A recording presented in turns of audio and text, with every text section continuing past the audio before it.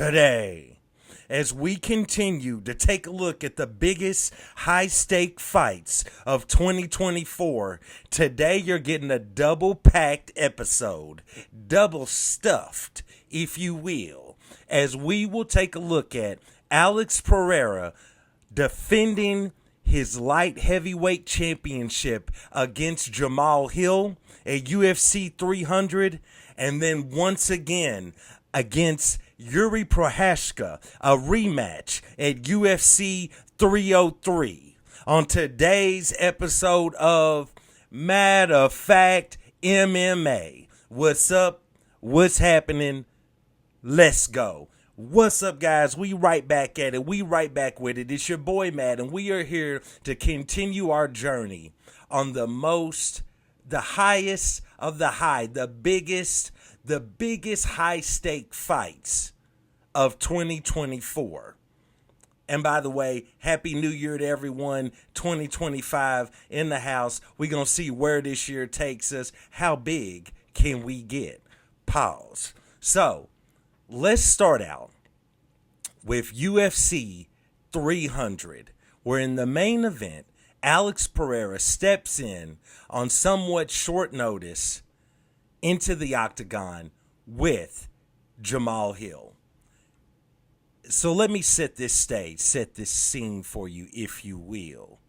So this is UFC 300, okay? This is supposed to be the biggest UFC card of all time. This was touted for months and months and months by Dana White that we are going to make the biggest card of all time.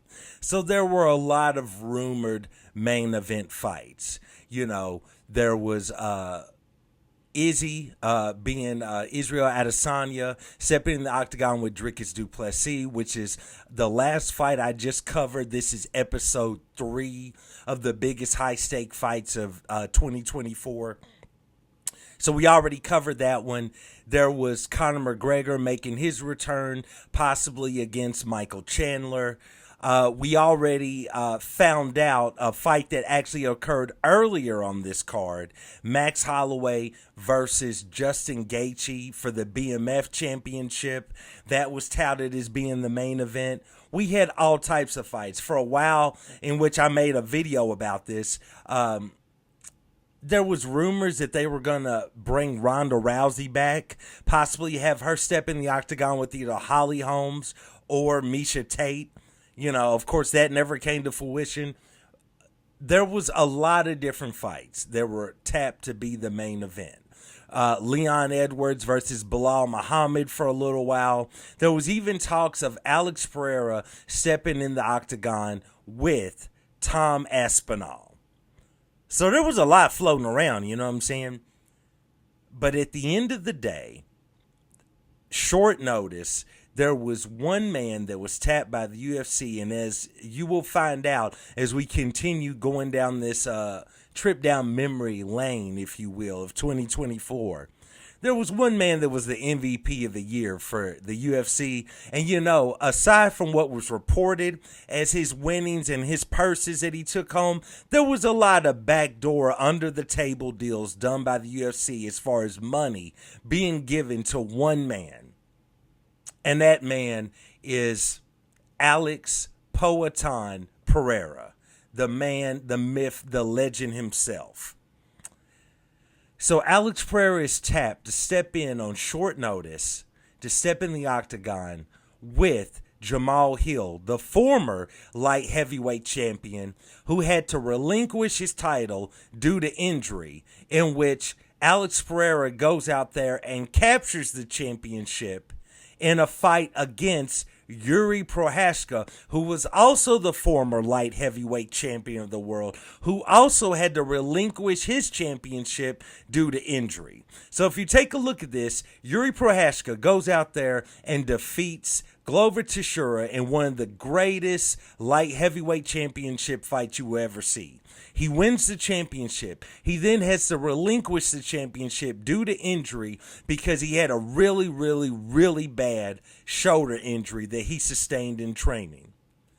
Thus, we see Jamal Hill enter the octagon as the challenger against the former champion being Glover Teixeira, in which these two wage a war against each other in Brazil, in which Jamal Hill, who took that fight on short notice, emerged as the light heavyweight champion.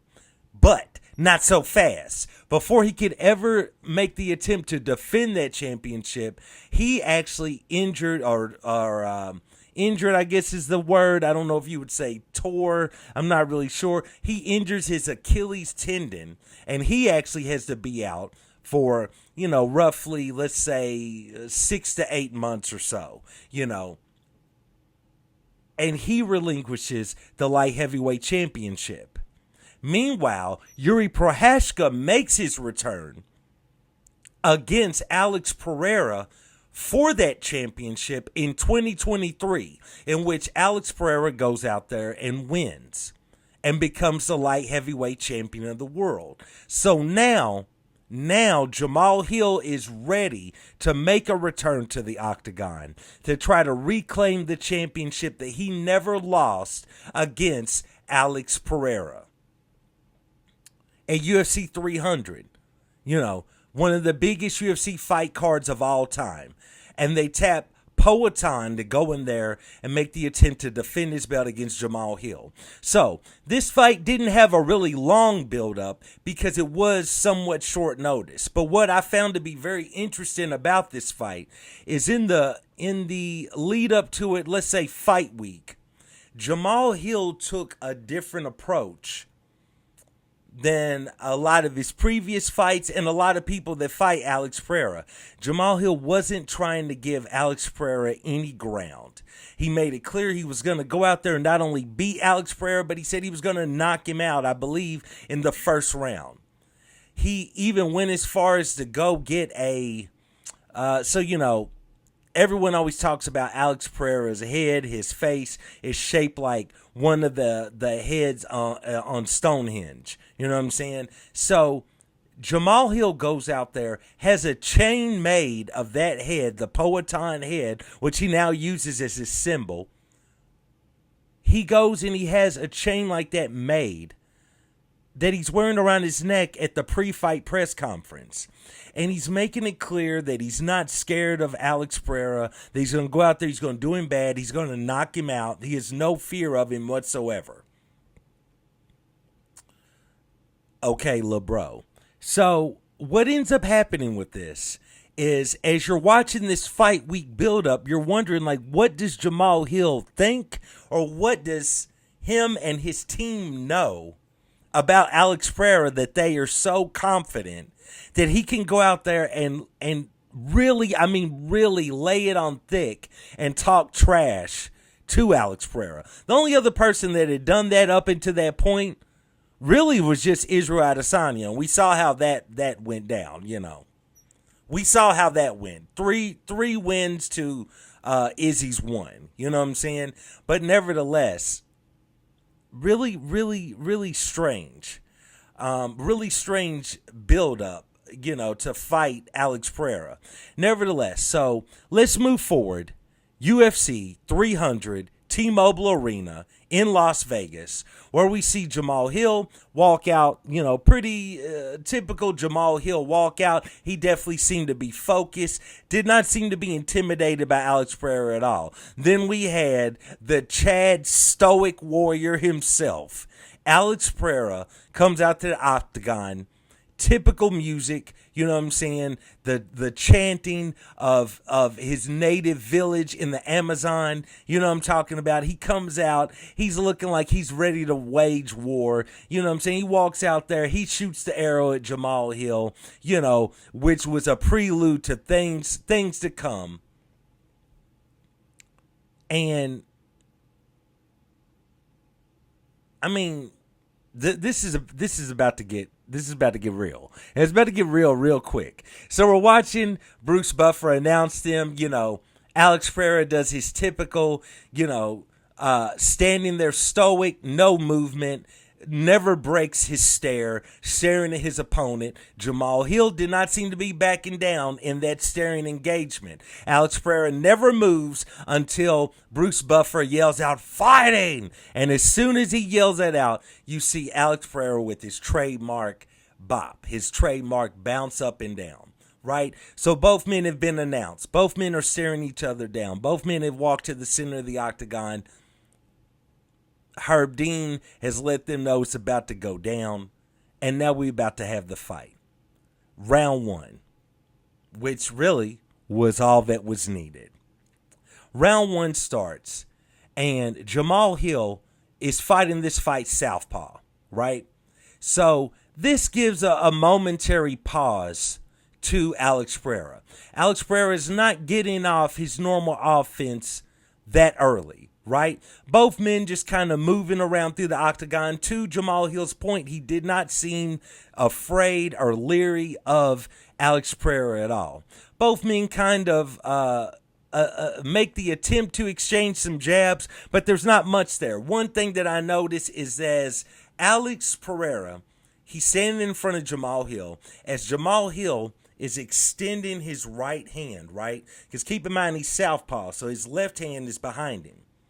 And as he's extending his right arm, kind of to find the range, every time he extends that right hand, Alex Pereira takes his glove and pause it. Just pause it. Every time he sticks that out, he pause it. This was very interesting because this kept Jamal Hill from ever finding his range or his distance. Every time he'd stick that right hand out, Alex Pereira would just paw it. He would literally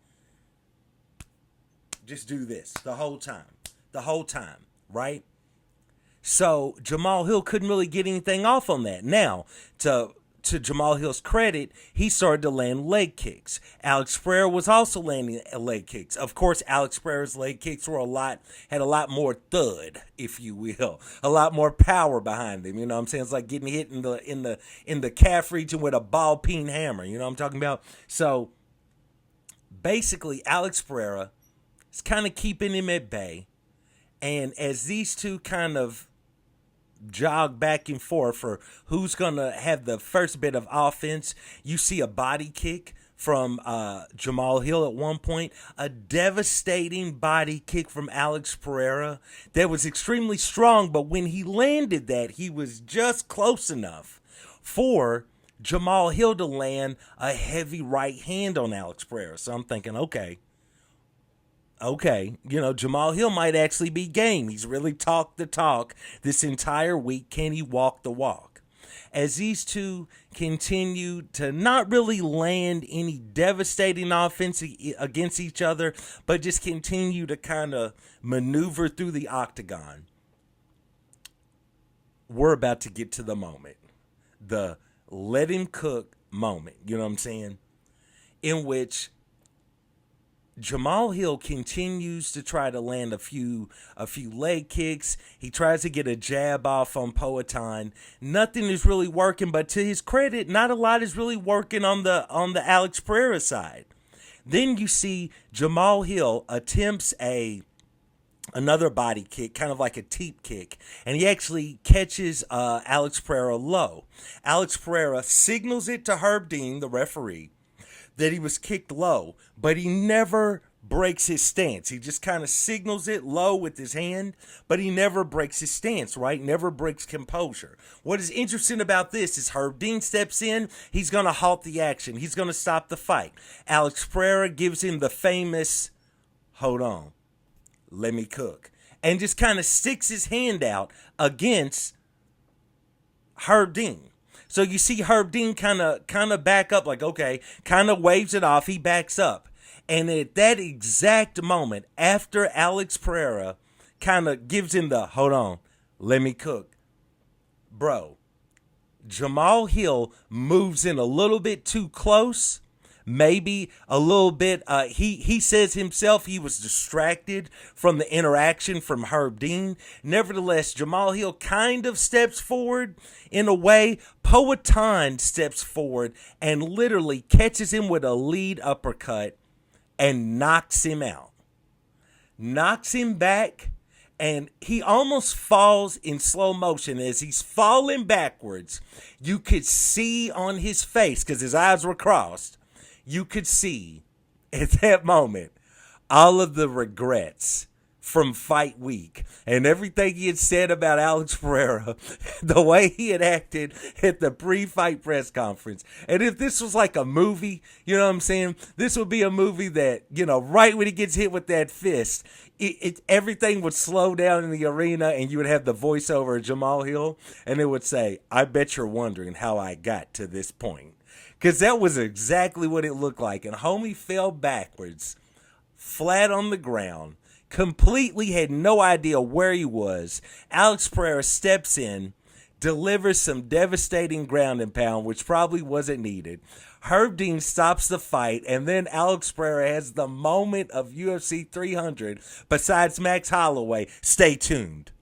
Because Alex Pereira literally stands over him and like the famous dude off TikTok who does all the videos like people invent different ways to do things that they think are very innovative and highly intelligent, and he just comes in with the simple old school way and goes, if I'm not mistaken, I think his name is Kobby Lame.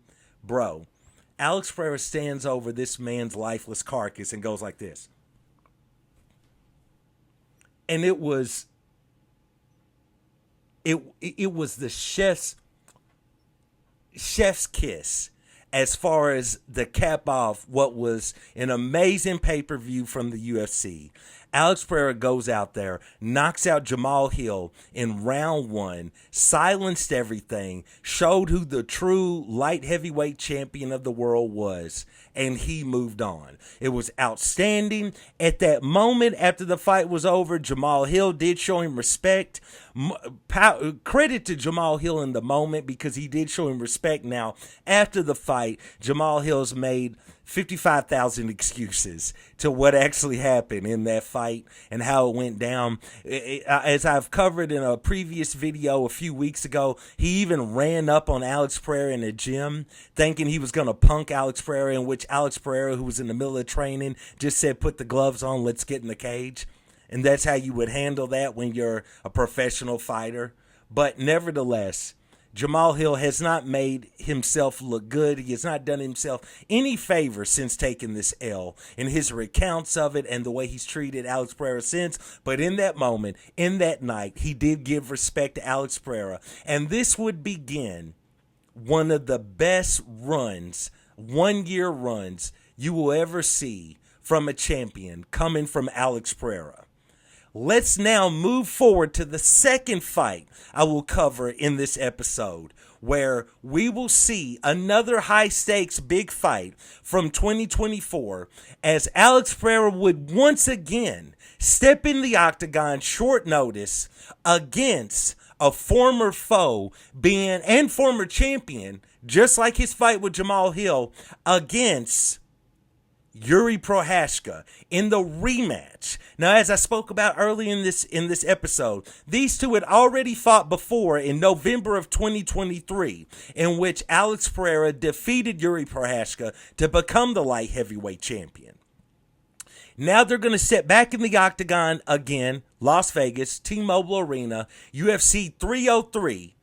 In June. So just a few months later, Poatan already stepping back in the octagon. Now, one thing to note is in the meantime, between 300 and UFC 303, Alex Pereira talked about he had a toe injury where his big toe on one of his primary kicking foot, and I believe this is maybe his left foot. I could be wrong on that. Alex Pereira was dealing with a really bad toe injury, which kept him out of main eventing the UFC going to Brazil, which I believe that was UFC 301 or 302. The UFC tapped him and wanted him to main event that card in Brazil. Alex Pereira said he could not make it. He was having issues out of that toe. It was not even allowing him to train properly. So he took a little bit of time off. Meanwhile, the man, the myth, the legend, Pantoja stepped in the octagon with Steve Erceg to go ahead and main event that card. We also had the return of Jose Aldo on that card.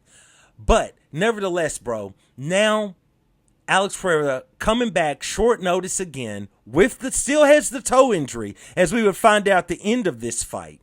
Nothing's fixed yet. Nothing's better yet. He's just that much of a man's man. You know what I'm saying? The man goes in there against Jiri Prochazka. What's key about this in their first fight is a lot of people believe that the first fight might have been stopped early because Alex Pereira dropped Jiri on the ground, dropped him with a hard shot. Jiri was kind of fell on the ground, kind of rolled over on his knees, and Pereira stood over him and was catching him with looping hooks from behind, right? While Jiri was still on the ground. And a lot of people believe that Jiri was still in it, that he could have continued, but the referee stopped it early. So there was a question mark as to, did Pereira really beat Jiri Prochazka the first time? So if this was a movie, it sells itself. It sets itself up. In which this is the rematch. Jiri Prochazka, at the time the fight ended, felt like Pereira deservedly beat him. But in the following months had gone on, and Prochazka believed that the fight could have been stopped a little bit of early. Now, the lead up to this fight was really strange because Jiri Prochazka began to talk about there were evil forces and spirits and a dark energy that surrounded Alex Pereira, almost voodoo, if you will, you know what I'm saying, that surrounded this man, which is what gave him the power to beat Prochazka the first time. Yeah, I'm not making that up. That's truly what Jiri Prochazka believed, but that's why we like Jiri Prochazka, because this dude is wow, you know what I'm saying? He stays in a dark room 48, 72 or more hours just meditating. Pitch black, dark room, nothing but him and water, you know what I'm saying? This dude is built way different, you know what I'm saying? This dude goes out, part of his training regimen is he goes out in the forest and begins punching a tree. And he keeps punching the tree until he's administered all the devastating punches, the bark is split, and the tree falls over. You know what I'm talking about? That's the type of training that this dude is doing. You know what I'm saying? So as we're leading into this fight, these are the things that he's talking about. Alex Pereira's kind of laughing it off and just kind of like, all right, whatever, bro. You know, let him cook. You know what I'm saying? So as we go into this fight, UFC 303 main event had, and Joe Rogan labeled it as the best. I'd have to go back. I'd have to remember a lot of fights because I've been watching fights for a long time. But this could be the best eye-to-eye stare-down in UFC history, which is what Joe Rogan labeled it. And the two men weren't even close. Both men were on the opposite sides of the octagon. You have Jiri Prochazka walk out there first. Jiri seems to be a little bit more stoic, a little bit more calm than you normally see Jiri before a fight. Daniel Cormier spoke about this, that Jiri Prochazka said that he was going to keep the calm energy. He believed he wasted too much energy up front in their first meetup. He was going to keep it calm. He was going to keep it stoic. Alex Pereira came out traditionally, you know, to the chanting Amazonian music. You know what I'm saying? He shoots the arrow at Jiri Prochazka. You know, we get our typical thing. But what was interesting about this is, once he entered the octagon, okay, and Daniel Cormier spoke about while he was walking out, Jiri Prochazka is in the middle of the octagon, channeling the energy, channeling the spirits. You know what I'm saying? I mean, this writes itself. To go in there and face Alex Pereira. He's waiting in the octagon as Alex Pereira is walking out. Alex Pereira now enters the octagon and makes his way to his corner, turns around, and just literally stares a hole in through Jiri Prochazka into his soul. You know what I'm talking about? Meanwhile, Jiri Prochazka matches stare for stare back at Alex Pereira. Now, the two stares, both men are staring at each other, but both stares are very different. Jiri Prochazka has that stare of, yeah, I'm not scared of you. I'm prepared. I'm ready. Right? Poatan has his trademark axe murderer, and I'm not talking about the axe murderer, I can't remember his name, homie from Pride. You know what I'm saying? I apologize. I should know his name. He's my brother-in-law's favorite fighter. But nevertheless, bro, Alex Pereira is staring at this man like a true murderer, like a true serial killer, you know what I'm saying? And he's just staring a hole through him. And these two men stare at each other while Poetan's music is still playing in the background, while Bruce Buffer begins to set up this fight with him naming off all of the people who are promoting this, helping the UFC promote it, all the sponsors, so on and so forth. He then begins the announcement. As he's announcing Jiri Prochazka, Poetan still has this death stare on Jiri, as well as Jiri is still staring at him, but Jiri is moving. Poetan does not move until his signature, as soon as he hears fighting, as soon as he hears that, bro, he begins his trademark Alex Pereira bounce. And these two men walk forward. You know what I'm saying? Referee says whatever he says. These two men do touch gloves. They back off into their corners. And what we now see, and the way this fight played out, was exactly how I had previewed this fight to go down. I was seeing a lot of things on YouTube, MMA YouTube. A lot of people were really believing that Jiri Prochazka was going to go out there and make work of Alex Pereira. Now, to his credit, he was doing extremely well against Alex Pereira in their first fight. And what I felt like was really going on in that first fight is Alex Pereira was not ready or not used to the awkward and strange angles that Jiri Prochazka uses in his striking. The man keeps both hands down at his side, and he just kind of bobs and weaves. And he goes forward and he goes back and he just moves, but his hands are down low the entire time. And what was very interesting about this is that first fight, I believe Alex Pereira really did have a problem figuring out, like, what is this weirdo doing? You know what I'm saying? His hands are down, and I think it kind of made Alex Pereira hesitate on a lot of his shots, because what I feel like is Alex Pereira's biggest advantage over his opponents is this man has impeccable fighting instincts.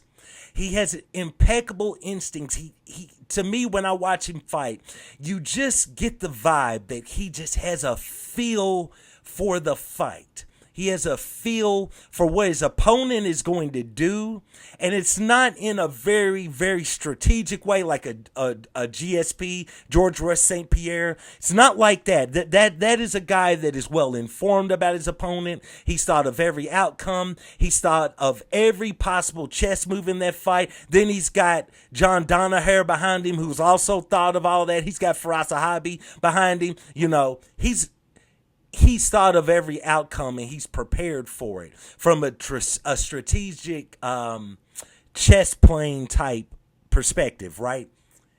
Poetan to me is different. He approaches these fights in a way that similar to Israel Adesanya, where it just comes from fighting.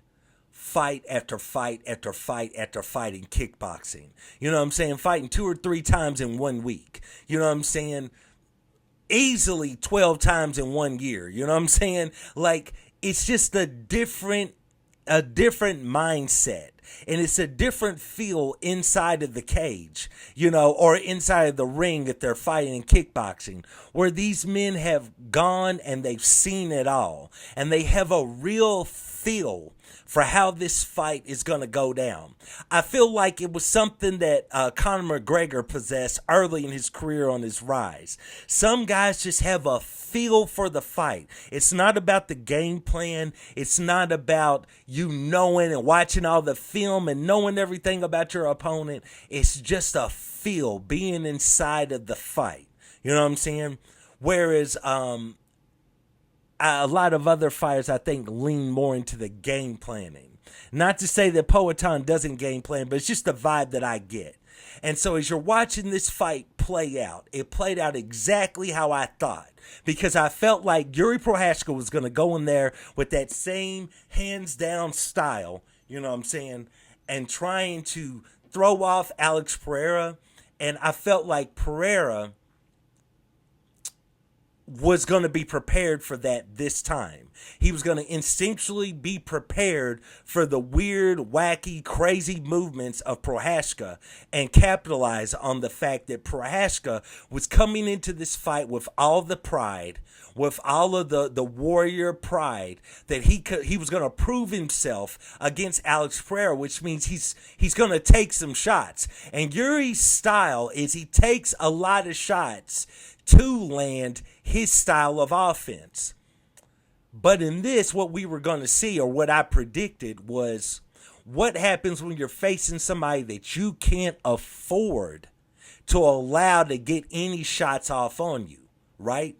And that, in my opinion, is how this fight played out. So early on in the first round, you see Prochazka doing his trademark movements, hands down, at his side, you know what I'm saying, at his waist. Trademark movements, and Pereira, to kind of keep him still, catches him with a few of those ball peen hammer leg kicks, you know what I'm saying? Just that big toe, pow, you know what I'm saying? Probably the broken toe, pow. Just hitting over and over again Prochazka in the lead leg. And, you know, of course, Joe Rogan can't wait to see calf kicks, so he's making note of this. That leg is almost toast, you know what I'm saying?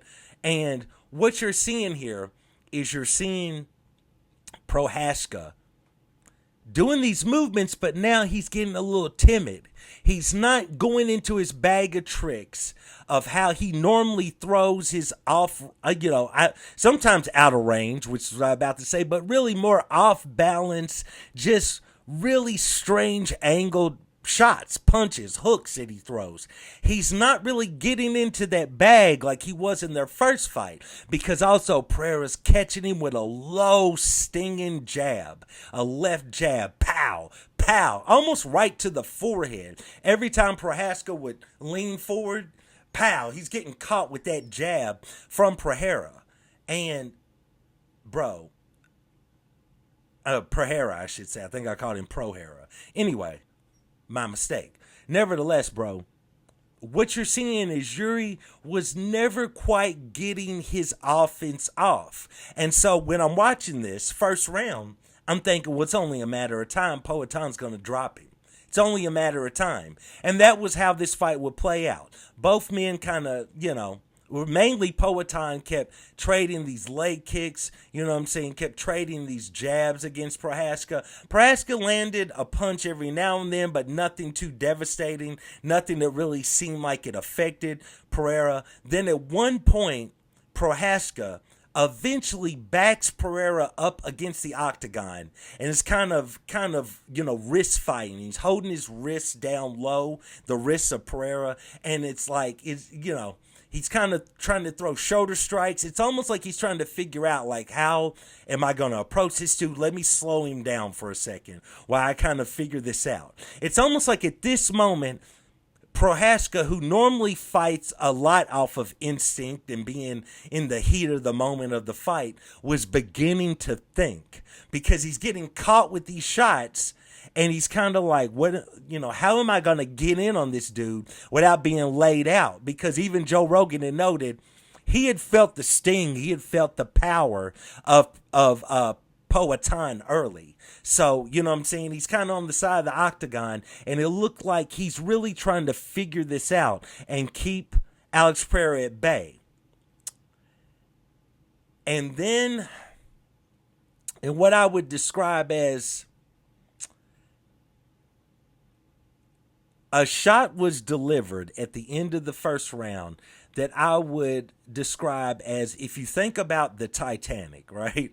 Yeah, that's where I'm going with this. If you think about the Titanic, when it first hit the iceberg, I'm sure there was a really loud bang, probably the tearing of metal in the hull, I should say. And what we saw at the end of this round was that shot. What you saw in between the round was the ship taking on water. And then what you eventually saw at the beginning of the second round was the sinking of the Jiri Prochazka ship. Because at the end of the first round, as Yuri's finally they separate from the side of the octagon. Yuri's kind of dancing around with his trademark style, and Poatan catches him with his best shot that everyone knows about, that devastating left hook of doom, that left hook from Hades, you know what I'm talking about. Just loops around your guard like the rings of Saturn, you know what I'm talking about. And he catches it with this left hook and drops Jiri Prochazka at the very end as the bell sounds of the first round. And Jiri Prochazka is so out of it, he thinks the round is continuing. He didn't even hear the bell sound. And he's inviting Alex Pereira to get on top of him and exchange in the grappling. And he's not sure what's going on when the referee's trying to tell him to stand up. It's the end of the first round. At this point, I'm like, she's taking on water. You know what I'm saying? The ship is taking on water. Because at this point, the ship is about to start sinking. Because Prochazka is back with his corner. He's standing up. You know what I'm saying? They're putting ice on the back of his head. DC's yelling about, they need to pour cold water on the top of his head. And it's like, you can just see Yuri's not all the way there. And then 12 seconds into the second round, the fight is over. The fight is over. The fight begins. There is not an exchange thrown. There are no punches between the two men. It's just Pereira squaring him up. And this is what I talk about, fight instincts. Pereira knew Jiri Prochazka is coming out here all prideful. He's coming out here with this warrior spirit. He wants to prove himself. He's already approaching me with that chin up in there, and I've been stinging him with these jabs, and I caught him with that left hook of doom. He knows the beginning of the second round, Prochazka is going to be all pride. He's going to want to show that he's not done, that he's still in this, and he's going to come out with his guard down, his chin up, and he's going to try to move in on Pereira, close the distance, and show I'm still in this. And all Pereira does is keep his hands down somewhat low and squares up, and boom. You know, he just kind of squares up, and boom. Catches him with a devastating high kick, knocks out Jiri Prochazka. He was out by the time he hit the ground. That was all she wrote. Alex Pereira, for the second time at that point in 2024, huge high-stakes fight. Alex Pereira had to prove, did he really beat Prochazka the first time, or was it an early stoppage? Can he go out there again short notice with the toe injury and defeat the former champion? Prochazka is trying to prove that it was not it definitely was not a fluke when he beat Glover Teixeira. Even though Glover Teixeira is the head coach, also you couldn't write this better for a movie. Glover Teixeira, the head coach of Alex Pereira, he wanted to show that not only he could beat Glover, but he could also beat his protege. He wanted to show that it was no fluke that he won the championship the first time. He wants to show that it was a fluke the first time Alex Pereira beat him.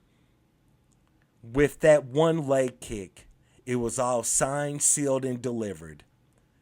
Alex Pereira is waging one of the best fight years we have ever seen with his second title defense, and Jiri Prochazka would once again have to go back to the drawing board and figure out what he is going to do to try to get back in the title graces of the UFC. And that was the end of UFC 303 as Alex Pereira once again reigns supreme, your light heavyweight champion of the world. And what is even more interesting when you're talking about current events, what is going on right now, at this moment as we speak, unless both men pull out of the fight, due to injury or whatever, right now in 2025, Jiri Prochazka is set to step in the octagon with Jamal Hill. Very, very interesting considering what this episode is, considering what happened in 2024 as Alex Pereira went out there and defeated both men less than 3 months apart from each other. These two men are set to fight this year, 2025, Jiri Prochazka versus Jamal Hill. Could one of these men win and put together a run to get another shot at Alex Pereira? We will see. You know what I'm saying? We will see. But 2024 is definitely the year. It wasn't the beginning of the legend of Alex Pereira, but it definitely solidified the legend of Alex Pereira. And we will continue on with Alex Pereira as we continue on covering these fights. But, dude, it will definitely confirm in everyone's minds who the superstar is right now in the UFC. Yeah, you have your Ilia Toporias, which are global superstars, more, overseas superstars. But in my opinion, while John Jones is being called a duck and Tom Aspinall hasn't defeated or doesn't have that signature win at heavyweight that makes everybody think he's that dude, Israel Adesanya is just not in the driver's seat at the moment. Alexander Volkanovski is lost twice. Max Holloway, who we will discuss next, has taken a loss. Conor McGregor can't get his act together outside the octagon, let alone inside, and he might be fighting Logan Paul in a boxing match. That wasn't on anybody's bingo card. Alex Pereira is the man right now in the UFC. Point blank period. Alex Pereira is the man. And very soon he will be passing the mom test, where a lot of people's moms are going to be, they might not know his name, but if you showed them a photo of Alex Pereira, they might know, hey, that guy's a fighter or something, right? You know what I'm saying? Outside of the fact that they might run out of their kitchen out of sheer fear from those Alex Pereira fearful eyes, that gaze, that stare. You know what I'm saying?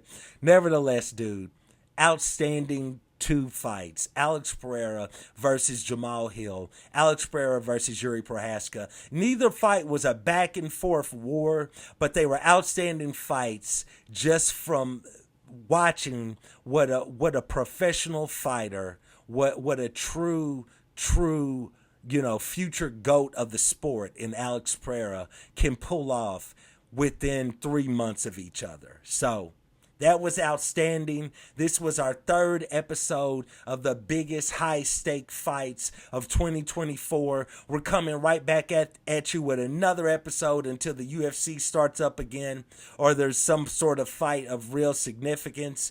We are coming right back with you, coming right back at you with episode 4 as we venture into Max Holloway attempting to defend the BMF championship of the world against Justin Gaethje, also at UFC 300, in which this fight provided us with probably the greatest knockout sequence of all time in the UFC and maybe in mixed martial arts, period, between these two men. Join me for episode 4, where we will see Max Holloway versus Justin Gaethje for the BMF championship at UFC 300 on the next episode of Matter of Fact MMA. And I'll check you next time. Peace.